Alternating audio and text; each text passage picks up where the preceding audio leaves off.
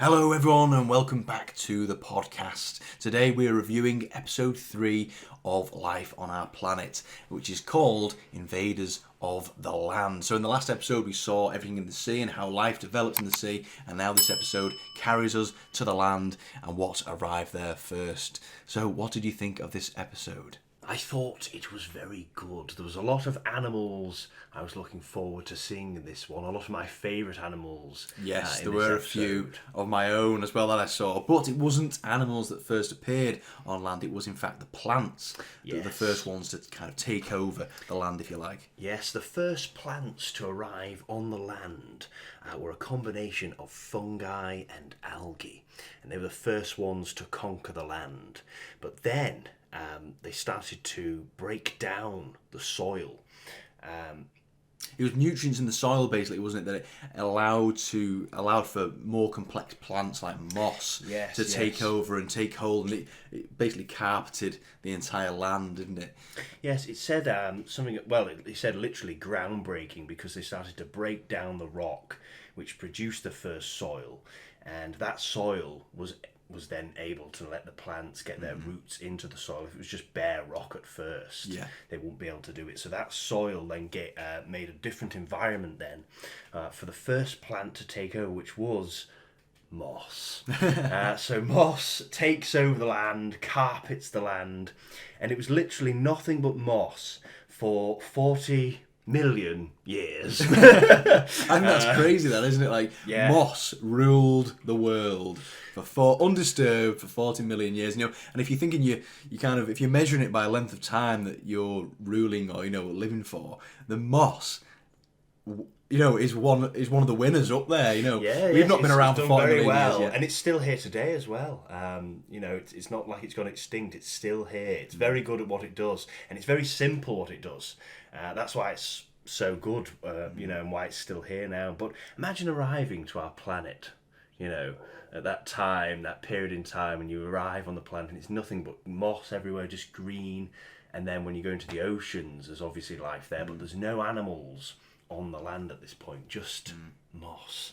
It's mad, isn't it? And it's weird as well, because when you think of Earth, you imagine plants like, actually rising up and having some heights, whereas this was just, it was like a carpet. Yeah, just it was land. very flat. There was no three-dimensional worlds. There was no trees or forests or anything like that. It was just a carpet. That's it. And these taller plants only develop a bit later on, and it's basically evolution. I think it's just a compound called lignin. Lignin, yes. And this basically allows the cell wall of the plant to become stronger, and allows the plant to gain some height and develop into I think Morgan Freeman referred to it as real estate in the sky, which I thought was really good because they're competing there for the sunlight. Well, yeah, basically what they're doing is they're competing with each other. So one plant is trying to, once this new compound has come into strengthening their walls, they've started to think, right, well, now I'll outcompete my neighbour by going up.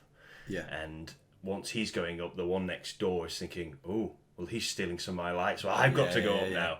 And they're all fighting for light so they can photosynthesize. And that then leads us to the next thing, which goes on about the redwoods. So they're the ultimate winner, if you like, of getting the height, because I think it was 100 meters high. The tallest living thing to ever exist. They are huge. They are massive. Yeah. And it's not just the height; it's the girth of the tree. Yeah. You see some pictures of the redwoods, and you can get like so many people, stretched around it to hug this tree. They're absolutely massive, and they live for a very long time as well.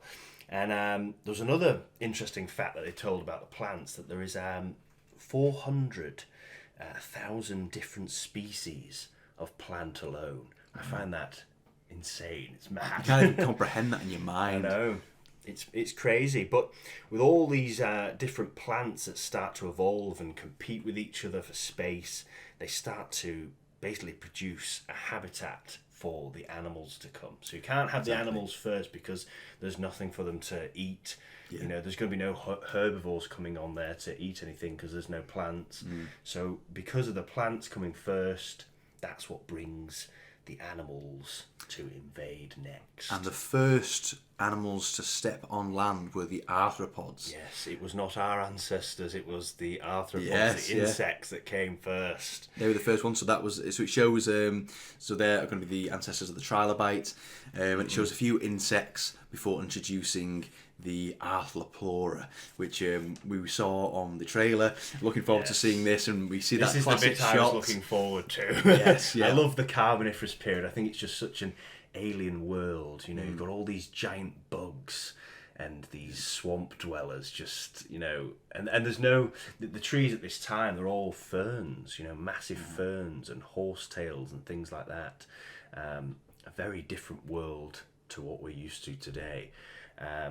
And the reason this was is because there's such an explosion of plants. The oxygen levels were a lot higher than they were today. They were 60% higher back then, and this is what caused these animals to grow so large, because they breathe through pores on their skin. They have little openings. They don't breathe like us. They absorb the oxygen through pores. And there was actually an experiment that I looked at. I can't remember where it was now. It was on a show of some kind, and they got cockroaches, and there was test cockroaches that they just put in a, you know, Like a control group. Yeah, like a control group where they just put it in a box and they just feed it normally. And then they got one where they were putting more oxygen in, and they was going to see what would happen. And the cockroach did grow a lot bigger than the others. It started growing massive. Nothing compared to what we see in the Carboniferous period, but it does show. Imagine. Yeah. And think that's just that cockroach that's the species alive today. Imagine if oxygen levels rose now. Yeah. You could be having giant cockroaches. Yeah. Imagine, you know, years of evolution, millions of years of evolution. You'd get animals, you know, huge bugs grown to massive lengths. I mean, I hope that doesn't happen, because We'd be on the menu. yes, we would. I mean, you know, you had dragonflies that grew to the size of eagles. Their wingspan was like 1 point something meters, I think. And I mean, it's a scary thought to think.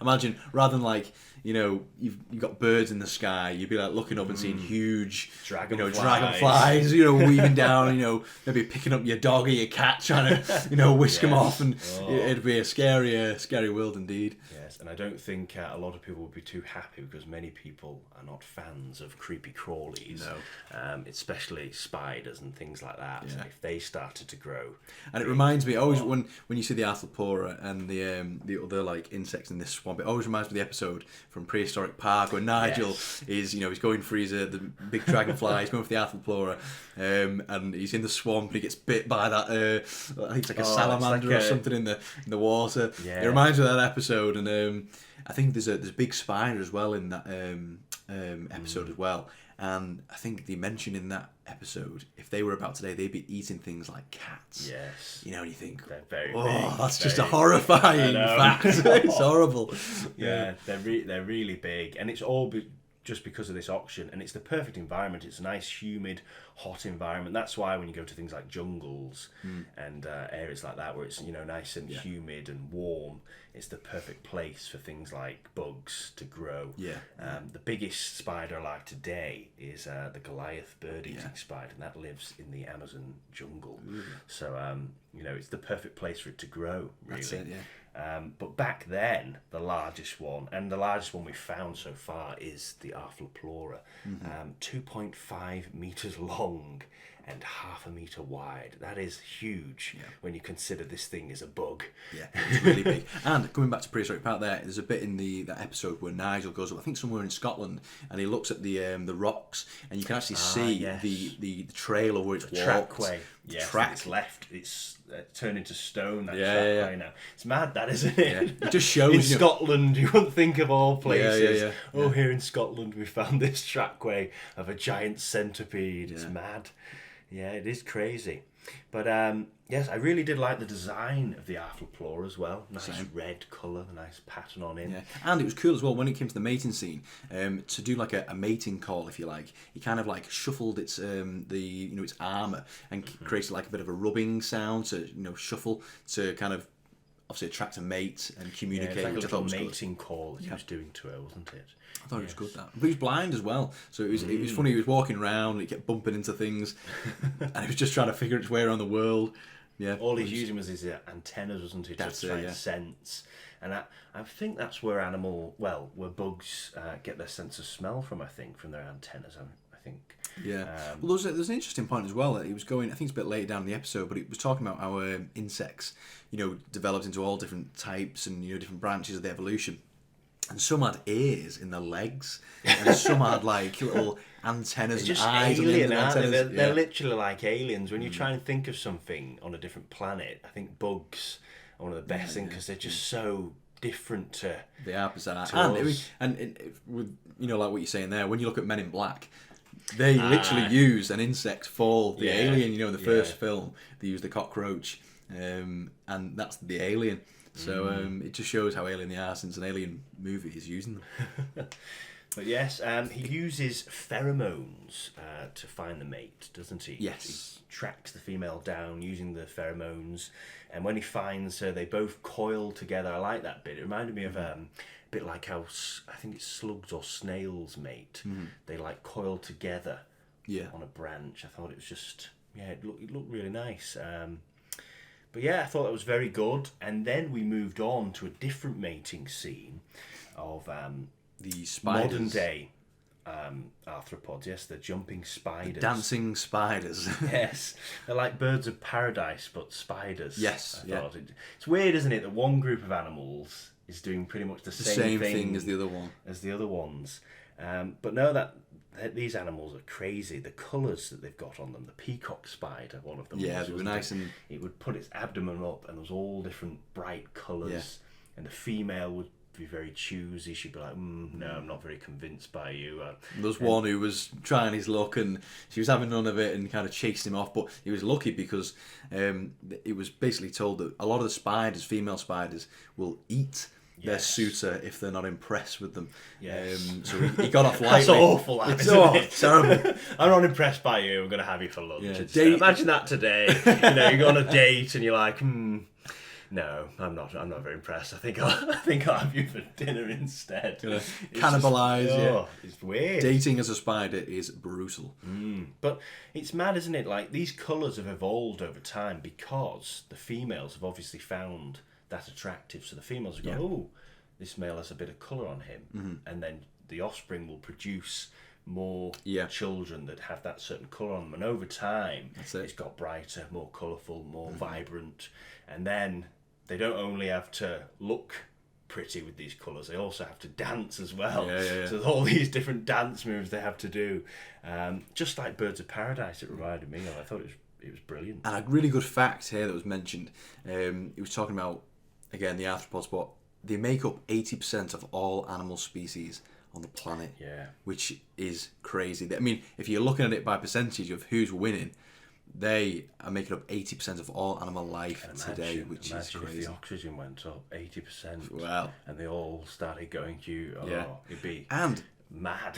I think it was another fact, just to draw up on it again. It was per human there are over 1 billion insects on the planet, which is crazy. They outnumber us a lot. But it's mad. Like, if you go out into a small space, literally just a square metre, and you go on a grass patch somewhere, you might think, oh, there's nothing here. But I bet if you just go there and just look, I bet you'll find so many different creatures, so many different types of bugs in that one area. If you just go into a little garden, you'd be surprised what you'd find. What's underneath your feet and what's going on in the bushes. Yeah, they're everywhere. They're even in the house, little tiny dust mites and stuff like that, living in the carpets, living in the curtains and stuff like that, you know what I mean? And you don't know they're there, you think, oh, there's nothing in this room, but it's actually a massive ecosystem just going on in the house. Because you kind of have this, as humans, we kind of look down and think, oh, we don't really pay attention to what's going on. Like, in your garden, there's ants, building a whole empire and potentially at war. I think what's really good, whilst we're talking about insects, is we could talk ages about this in itself, but the war that's currently going on in the world of ants. Oh yes, yes. There's a world war of ants currently going on, and nobody knows. There's numerous species of ants having a massive war because they've been carried over by boats to each continent of the world, and they're all fighting, and nobody knows about this. It's insane, really, isn't it? It's crazy. I can't remember who's winning.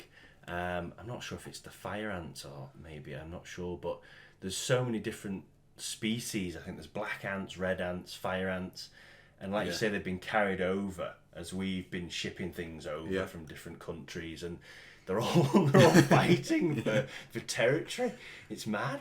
They're spraying like acid. One sprays acid at the other species, and they don't have. They've not evolved that, they don't have acid, so they're just biting them and trying to kill the other one. It's crazy. It's absolutely mad. Anyway, on to the next scene, which is the tiger beetle scene. Ah, yes. So this is a very fast insect indeed. I think it said it was 1,000 kilometres an hour if it was an equivalent for a human. Flipping heck. My God. You'd feel sick travelling at that speed, wouldn't you? You'd be like...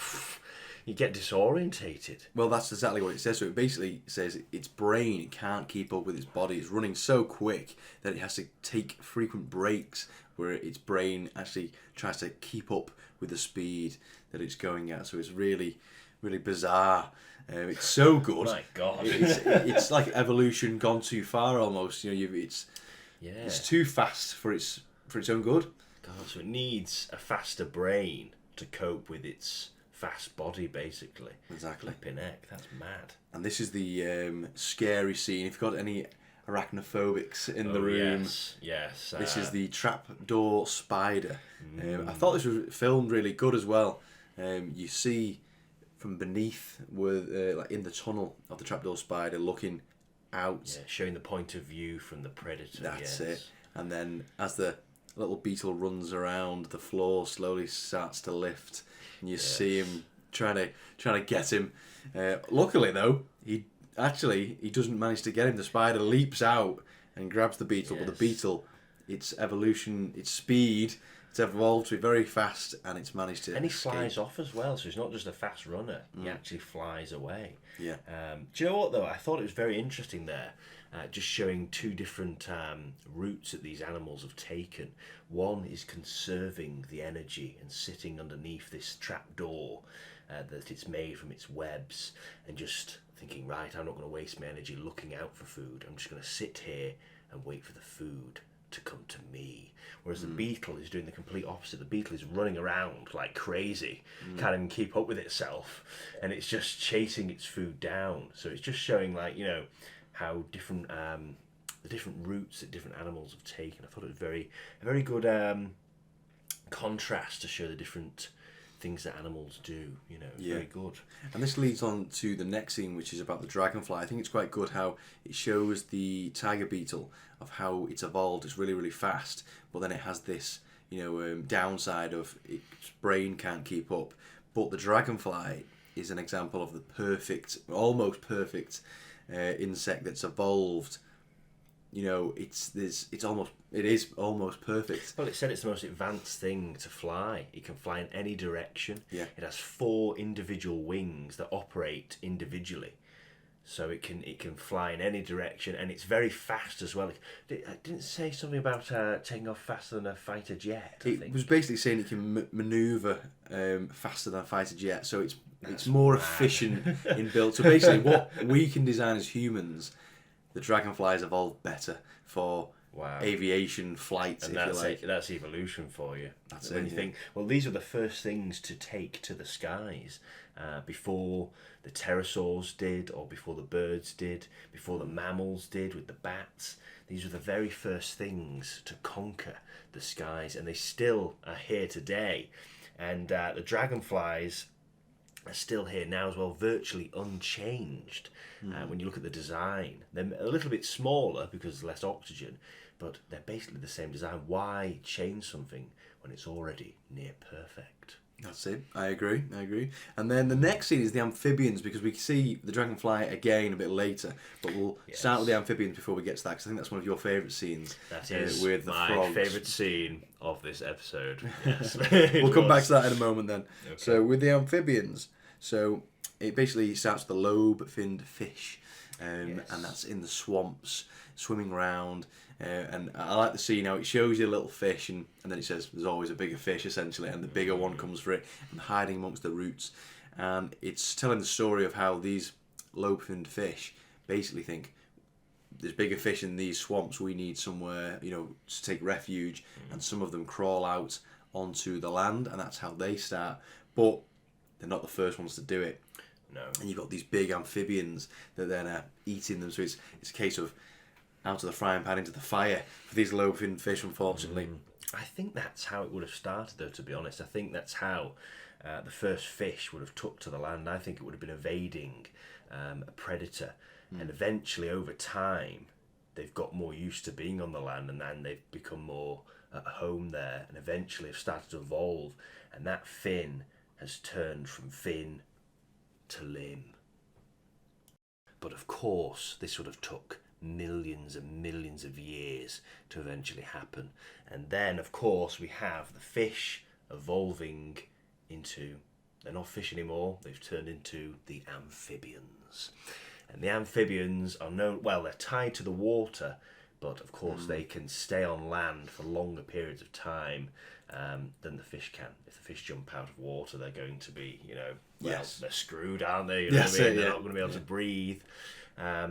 And then we get the scene that I mentioned before where the frogs meet the dragonflies, and this is from modern day. It's still going on. What's interesting, these animals have been competing and fighting in the prehistoric times, and now they're still doing it today. It's still going on in the swamps. Yeah. It shows, though, because they're tied to the swamps, that the dragonflies have to lay their eggs in the water, and so do the frogs. They're still tied to these areas. But I thought it was great, they're just a little bit smaller than their prehistoric cousins. Yeah. But I loved this scene. This was my favourite scene in the show. And it's weird because it's not even a prehistoric scene. It's a modern day scene. Yeah. But I just loved the shots they were getting of the dragonflies. They were very good. The frogs leaping up, grabbing with their arms out wide, trying to grab the dragonfly and grab it in their mouth. I couldn't believe how little success they were getting. I couldn't believe it. I was like, surely they've got to get one now. Like, no. Surely they've got to get one. No. Again. I know most hunts end in failure, but flipping out, these frogs are having a very bad day. Yeah, I was thinking, like, how are these frogs still alive? At this rate, because they're just not catching anything. Yeah. But eventually we do see them catch something. And I guess that just illustrates the difficulty of hunting and how they say most hunts end in failure. So it kind of just makes you think, it's hard to be a frog. But when the dragonfly, there was a shot where the frog went for the dragonfly, and did it go upside down? It flipped upside down. The dragonfly and still managed to fly and get out of there. It kind of went submerged half in the water, but it actually got away. God, so incredible. Acrobatics in the air there from the dragonflies. It's mad to watch. It's amazing. But beautiful animals. Imagine one of those, the size that they grew to back in the Carboniferous period. Imagine a giant dragonfly, soaring above your head. Oh my God, it would be great to see. It really would. But that was my favourite scene. Yeah, I did like that scene. That wasn't my favourite scene, but it was probably my second favourite scene. But I'll come to my favourite scene when we arrive at it. Okay. So the next scene is the same with the amphibians. It's the tadpole scenes with the little frog that carries up its tadpoles on its back. Yes. So it's what you mentioned before. Yes, I've seen this. I think it was on Planet Earth. I think it was. Yes. So essentially, it's what you were saying before, that the amphibians are still tied to the water. Mm-hmm. You can't, create that detachment yet. They're still, stuck. They need water to survive. And the pool of water where the tadpoles are is basically drying up, and the mother frog gets the tadpoles on the back and climbs up this tree. I think it's like a crease of a leaf, isn't it, or something where she basically drops them in, and basically they need to be there to survive. They need the water. Yeah, and we didn't mention it, I don't think, in the show. But once she's put all her tadpoles in different pools, she will then go back and lay an unfertilized egg for the tadpoles to eat. Because when That's they're in food. this little pool, there's nothing to eat. So she has to go back and return. So she remembers where she's put each one.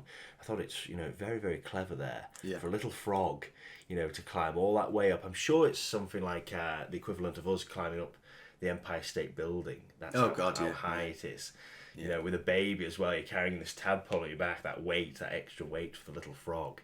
But because there's a camera shot, isn't it, where it basically looks up and you can see it climbing up the moss of the tree. Yes. And it's just huge, and this tiny little frog, and you think that is a momentous task. It is. To do for such a small animal. It is incredible.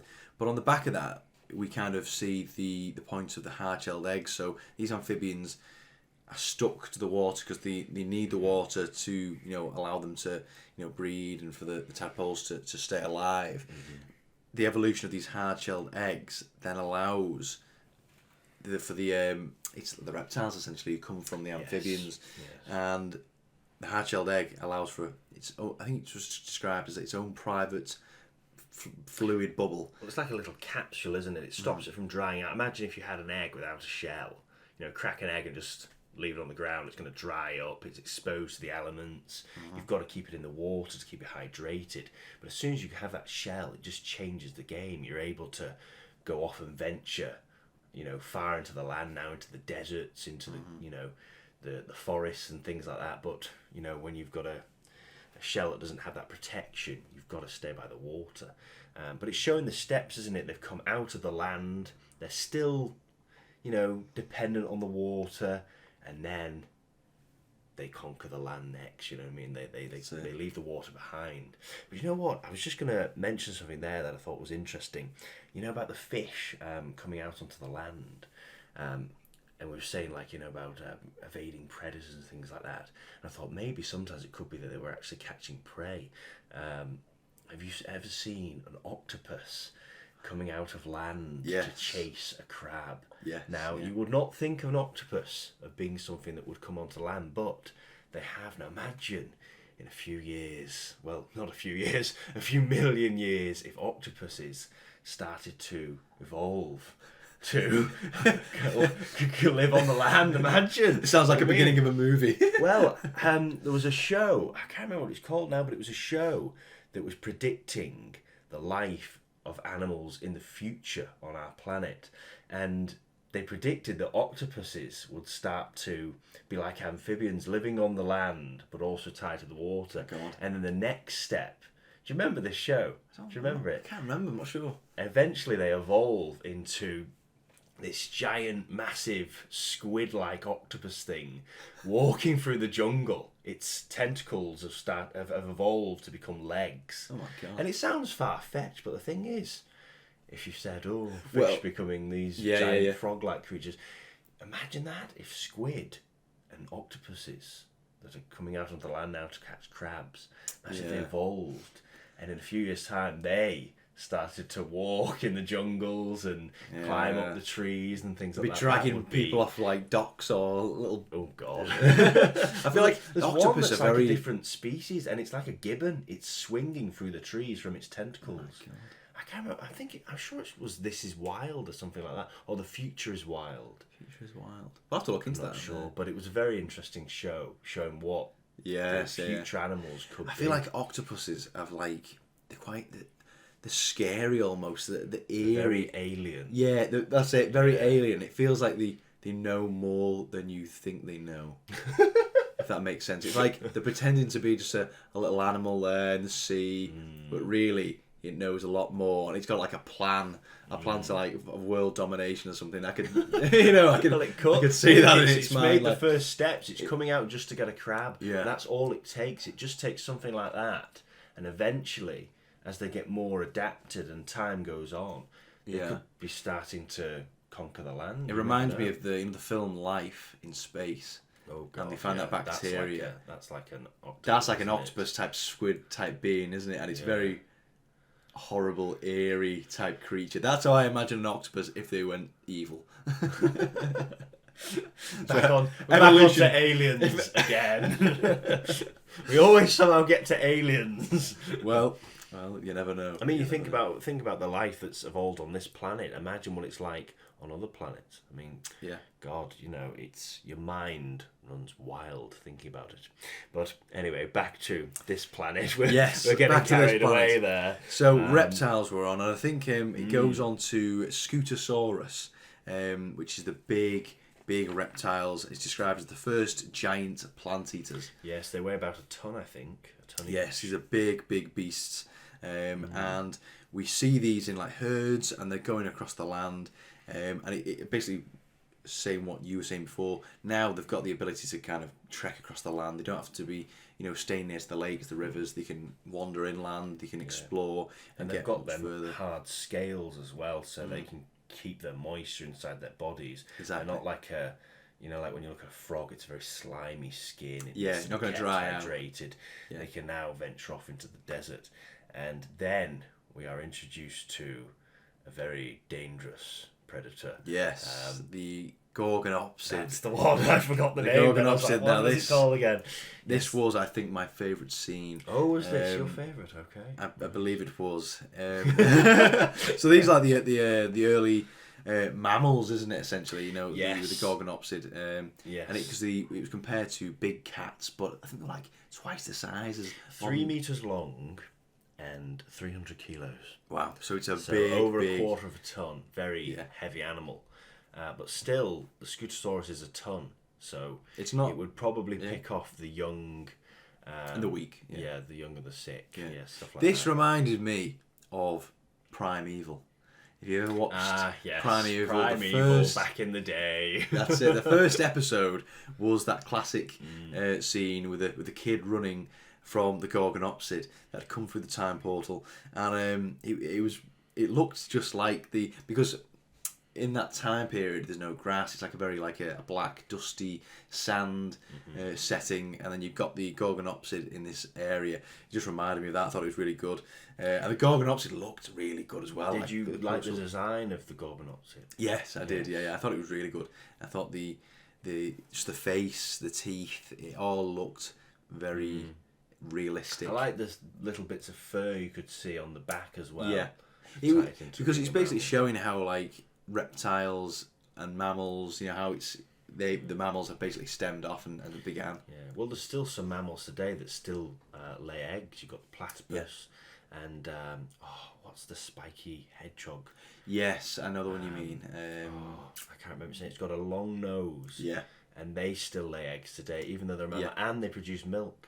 It's crazy. It's a combination of both, isn't it? It's Yeah. weird. So, but that's basically where the fork in the road happened, essentially, if you like. And mammals went one way, and reptiles went the other way.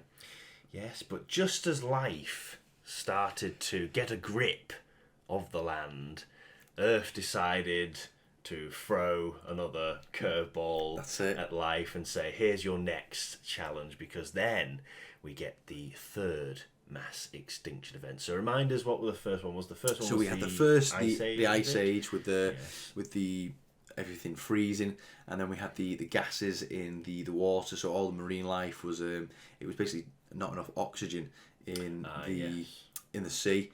And everything started to die, including like all the plant life and all the. This is where we saw like Dunkleosteus go extinct. So that was the first two, and now I've got the third. And this is the worst one out of the lot. This one is absolutely horrendous.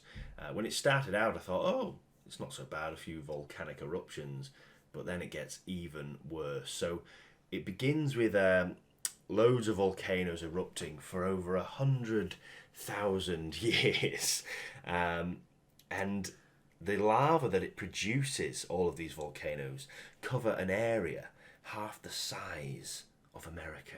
That's mad to get your head around, isn't it? That is a huge portion of land. That if you imagine a volcano and the magma pouring out, how much magma would it take to actually overspill from the volcano and spread out across the half of the US? Is absolutely insane. It is mad. So, and all those animals and creatures that are living there, it's just destroying their habitat completely. Loads of these will have then gone extinct because they just can't. Either their food source is gone, their environment's gone. They just can't hold on. And that was just the beginning. You thought the lava was bad. The worst of it was actually the gases that were leaking out of this volcano because they were going into the atmosphere, and it caused acid rain. And as this rain fell down, it was killing all the plants. And as all these plants started to die, their roots that kept all the soil together, the soil was then washed away because there's no plants there. So all the soil's gone, and it said entire ecosystems were just washed away, just gone, lost forever. And it's ironic because, water, rain was the giver of life in the first instance, and now suddenly the same thing is taking it away, which is ironic, if you like. CO2 levels started to rise. Yeah. That was being pumped out of the volcanoes as well.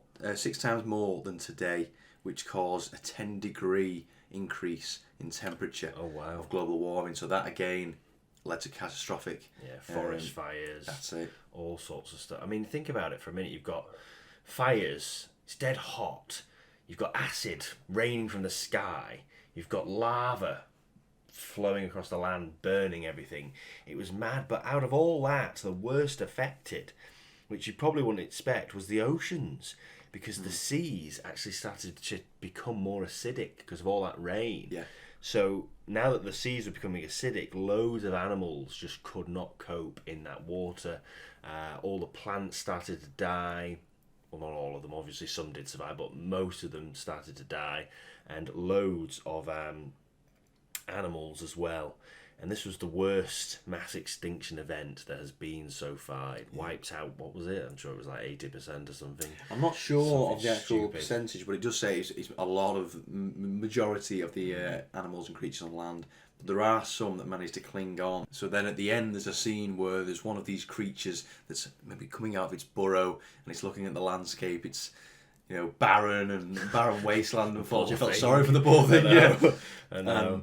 It's on their shoulders there to carry life forward. Yeah, God, that's a good way of putting it. Yeah, when you think about it, that life rests with them now. Because if they died, or if none of them made it, that'd have been it, and then it would have to be from the ground up again. Yeah. So it is mad, but it just shows the strongest get through. All these tests that Earth put out, it's like only the strongest will get through. Yeah, it's like that's what it is, isn't it? A test, really. Are you good enough to survive? And I recognised it from Walking with Monsters. It had like tusks at the side. I can't remember the name of the animal, but it's a mammal-like reptile, or I think it is actually a mammal. I'm not sure. Maybe it's a mixture of the two, but that's the one at the end. Yeah, and I remember with Walking with Monsters, the gorgonopsids. You see one of them that's turned to dust at the end of this extinction, and I remember it saying that this is even greater extinction than that wiped out the dinosaurs, and not a lot of people know about it. Everyone knows about the dinosaurs, but no one knows about this extinction, which was even worse. And when you think about it, you'd think the comet would be more damaging, really, but actually this wasn't just a comet. This was the Earth itself. The Earth itself was just producing all this, all these gases and spewing out lava. And it almost wiped life out. Well, it makes you think about things today, because we've got areas like Yellowstone, and they reckon if that ever goes off, that's going to be maybe a similar situation where, gases are put out into the atmosphere, lava, magma, and it's going to be on a catastrophic scale. Essentially, whenever that does go off, that could be something similar. I'm not saying it could be the same size, but it'd be very similar events and could have very bad consequences. True. That is true. Yeah.